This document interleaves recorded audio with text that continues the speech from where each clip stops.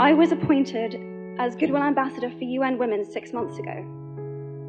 And the more I've spoken about feminism, the more I have realized that fighting for women's rights has too often become synonymous with man-hating. If there is one thing I know for certain, it is that this has to stop. For the record, feminism, by definition, is the belief that men and women should have equal rights and opportunities. It is the theory of the political, economic, and social equality of the sexes. I started questioning gender-based assumptions a long time ago. When I was 8, I was confused at being called bossy because I wanted to direct the plays that we would put on for our parents. But the boys were not. When at 14, I started to be sexualized by certain elements of the media. When at 15, my girlfriends started dropping out of their beloved sports teams because they didn't want to appear muscly. When at 18, my male friends were unable to express their feelings. I decided that I was a feminist, and this seemed uncomplicated to me. But my recent research has shown me that feminism has become an unpopular word. Women are choosing not to identify as feminist. Apparently, I am among the ranks of women whose expressions are seen as too strong, too aggressive, isolating, and anti-men, unattractive. Why has the word become such an uncomfortable one? I am from Britain, and I think it is right that I am paid the same as my male counterparts. I think it is right that I should be able to make decisions about my own body. I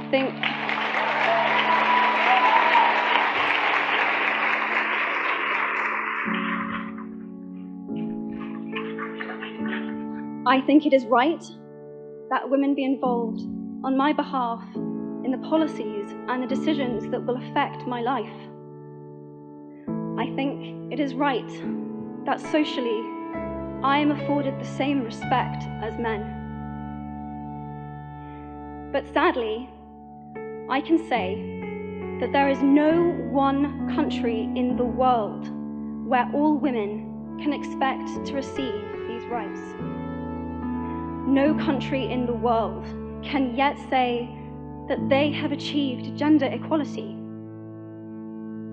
These rights I consider to be human rights, but I am one of the lucky ones. My life is a sheer privilege because my parents didn't love me less because I was born a daughter. My school did not limit me because I was a girl.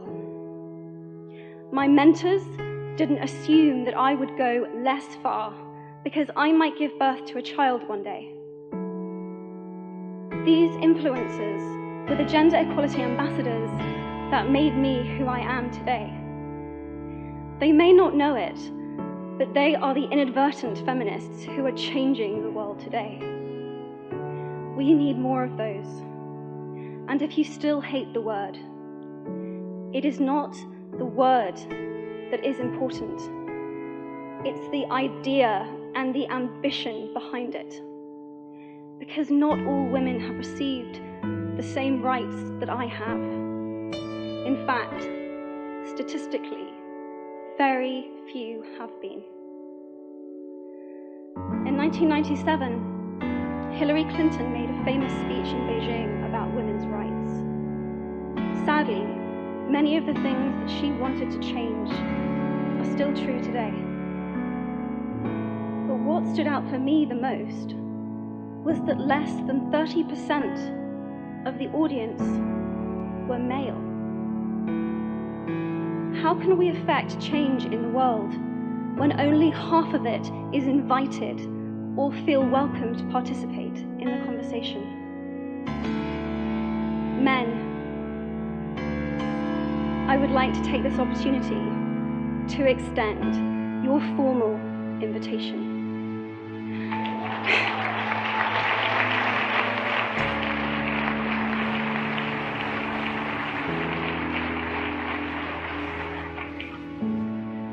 Gender equality is your issue too.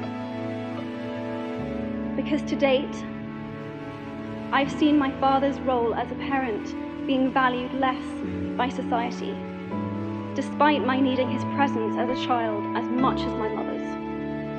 I've seen young men suffering from mental illness, unable to ask for help, for fear it would make them less of a man or less of a man. I've seen men made fragile and insecure by a distorted sense of what constitutes male success. Men don't have the benefits of equality either. We don't often talk about men being imprisoned by gender stereotypes, but I can see that they are, and that when they are free, things will change for women as a natural consequence. If men don't have to be aggressive in order to be accepted, women won't feel compelled to be submissive.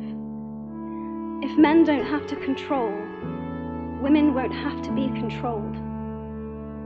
Both men and women should feel free to be sensitive. Both men and women should feel free to be strong. It is time that we all perceive gender on a spectrum instead of two sets of opposing ideals. If we stop defining each other by what we are not and start defining ourselves by who we are, we can all be freer. And this is what HeforShe is about. It's about freedom. I want men to take up this mantle so that their daughters, sisters, and mothers can be free from prejudice, but also so that their sons have permission to be vulnerable and human too. Reclaim those parts of themselves they abandoned, and in doing so, be a more true and complete version of themselves. All I know is that I care about this problem, and I want to make it better. And having seen what I've seen, and given the chance, I feel it is my responsibility to say something. Statesman Edmund Burke said, "All that is needed for the forces of evil to triumph is for good men and women to do nothing."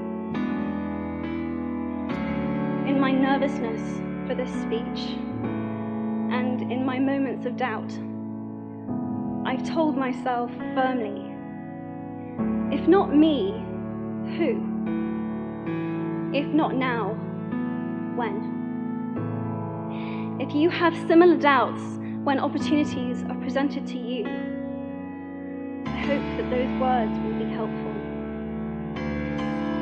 Because the reality is that if we do nothing, it will take 75 years, or for me to be nearly 100, before women can expect to be paid the same as men for the same work.